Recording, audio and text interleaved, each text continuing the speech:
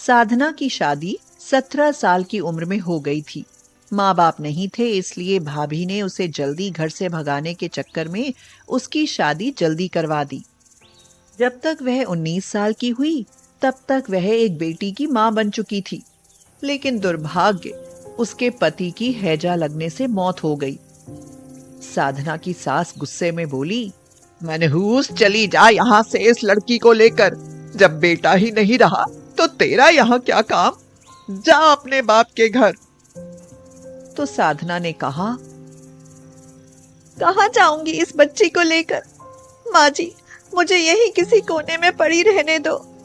मगर उसे दया नहीं आई और साधना को उन्होंने बच्ची के साथ घर से निकाल दिया। सर्दियों के दिन थे, वह ठंड में ठिठुरती हुई अपने मायके पहुंच गई। अरे साधना, इतनी ठंड में तुम यहाँ कैसे? और तुम लोगों ने गर्म कपड़े भी नहीं पहने, क्या मरने का इरादा है? आई, मुझे उन लोगों ने मनहूस कहकर घर से निकाल दिया। अच्छा ठीक है, तुम रोना बंद करो और अब यहीं रहो। साधना की भाभी मीनाक्षी बोली, अरे तुम ये क्या हाल बना कर आई हो? क्या हमारी कोई इज्जत नहीं है? ये गांव नहीं है, शहर है। अरे भाग्यवान, जरा चुप भी रहो। इसका मतलब ये यहाँ रहेगी हमारे घर में? खाने पहनने को कहाँ से आएगा? हमारे बच्चे नहीं है क्या?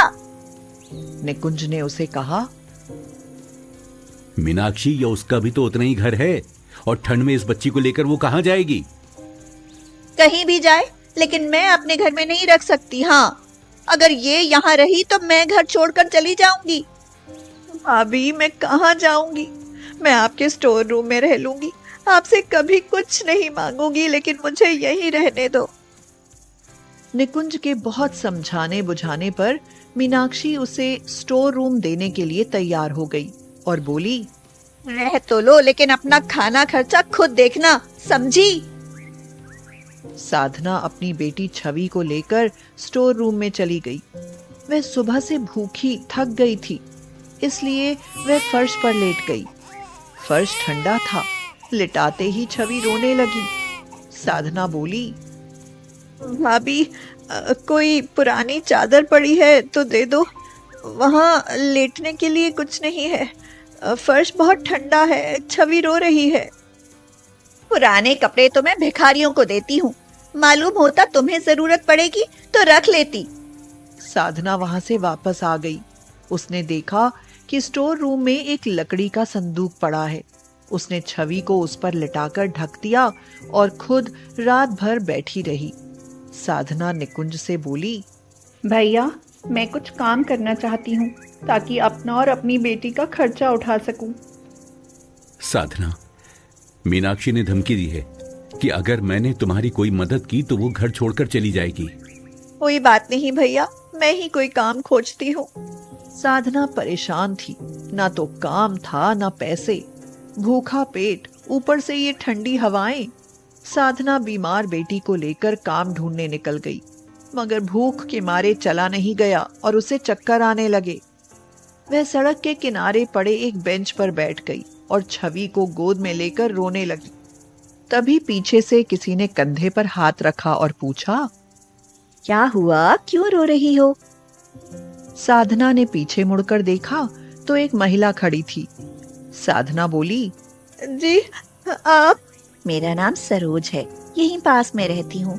बहुत देर से तुम्हें यहाँ इतनी ठंड में इस बच्ची को लेकर रोते हुए देख रही थी। रहा नहीं गया, इसलिए पूछ लिया। साधना ने कहा, दीदी, मेरी बेटी को ठंड लग रही है और हम दोनों भूखी हैं। कोई काम मिल जाए तो मैं इसका पेट भरूं और कुछ गर्म कपड़े खरीदूं जिससे इसे ठंड से बचा सकूं। सरोज ने अपनी शॉल उतारकर छवि को ढकते हुए कहा, भूखी बच्ची को लेकर यहाँ ठंड में क्यों बैठी हो? उठो, चलो मेरे साथ, मेरे घर चलो। सरोज ने उसे अपने पुराने शॉल और स्वेटर दिया और भर पेट खाना खिलाया। साधना बोली, दीदी, आप बहुत अच्छी हो, नहीं तो मेरी बेटी ठंड से मर जाती। जानती हो, मैं भी कभी बेसहारा थी। मुझे भी किसी ने राह दिखाई। आज मैं एक समाज सेविका हूँ, सबकी मदद करती हूँ, लेकिन तुम्हें अपनी मदद खुद करनी होगी। लेकिन कैसे? गरीब हो तो गरीबी से लड़ो, ठंड लगती है तो ठंड से लड़ो, हालात से लड़ना सीखो। साधना को सरोज से बात करके एक हिम्मत मिली और वह घर आ गई। मीनाक्षी बोली, अरे सोनू, ये क्या? तुम्हारी बुआ ने तो शॉल और स्वेटर पहने हैं और लड़की ने भी गर्म कपड़े पहने हैं। लगता है जरूर किसी ने मदद की है। इस तरह मदद मिलती रही तो ये तो यहीं पर पसार जाएगी। इन्हें यहाँ से भगाने के लिए कुछ करना पड़ेगा। साधना ने दिन भर में कुछ सूखी लकड़ियां इकट्ठा की और गर्माहट के लिए उन्हें जलाने लगी।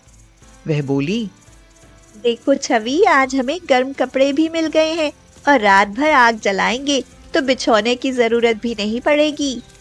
ये धुआं कहाँ से आ रहा है? अरे ये क्या? मेरे घर का सत्यानाश कर रही हो साधना। मीनाक्षी ने उन लकड़ियों पर पानी डाल दिया। भाभी, रात में बहुत ठंड लगती है, मैंने इसलिए आग जलाई थी। आपने सारी लकड़ियां गीली कर दी। मैंने पूरे दिन मेहनत करके लकड़ियां इकट्ठी की थी। क्या तुम्हें ही दुनिया से ज्यादा ठंड लग रही है?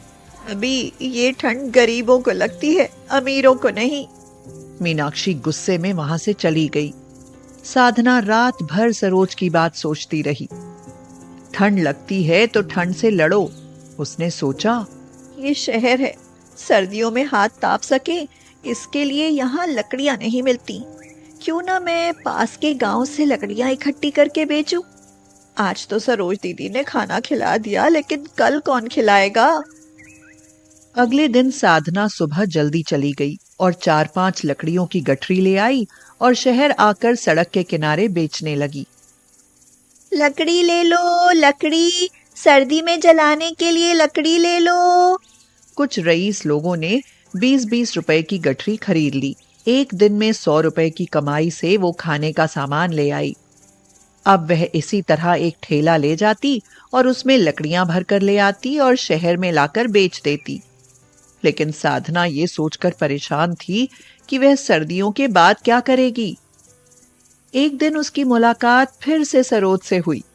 तब सरोज ने उसे पापड़ और कचरी बनाने का काम बताया। पापड़ बनाने तो साधना अच्छे से जानती थी, इसलिए उसने लकड़ियों से जमा किए पैसे से पापड़ बनाने का काम शुरू किया। लेकिन मीनाक्षी ने उसका सारा सामान फेंक दिया और बोली, लगता है तुम तो यहीं डेरा डालकर बैठ गई हो, यहाँ से चली क्यों नहीं जाती?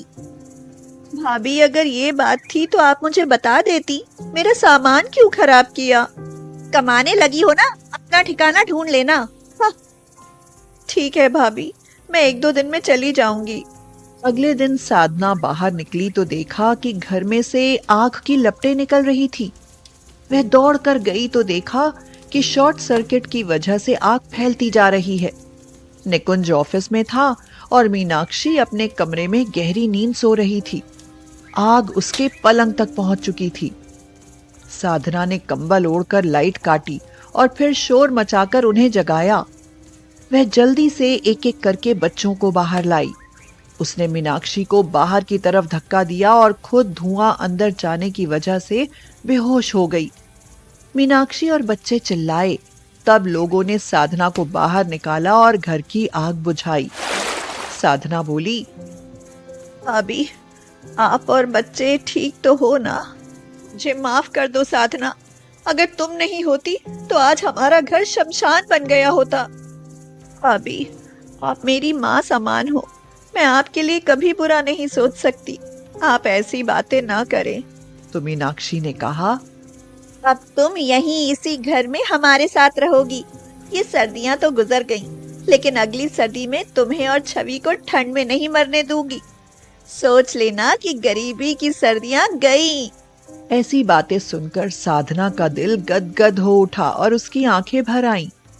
वह बोली, भाभी, किसी ने मुझे राह दिखाई और कहा कि हालात से लड़ो। मेरी सर्दियां तो तभी गुजर गई थी। अब मैं अपना काम शुरू करूंगी। तभी निकुंज भी आ गया और साधना के सिर पर हाथ रखते हुए बोला, अब अमीर और गरीब की सर्दियां एक साथ कटेंगी। मेरा आशीर्वाद तुम्हारे साथ है। फिर सभी साथ साथ खुशी से रहने लगे।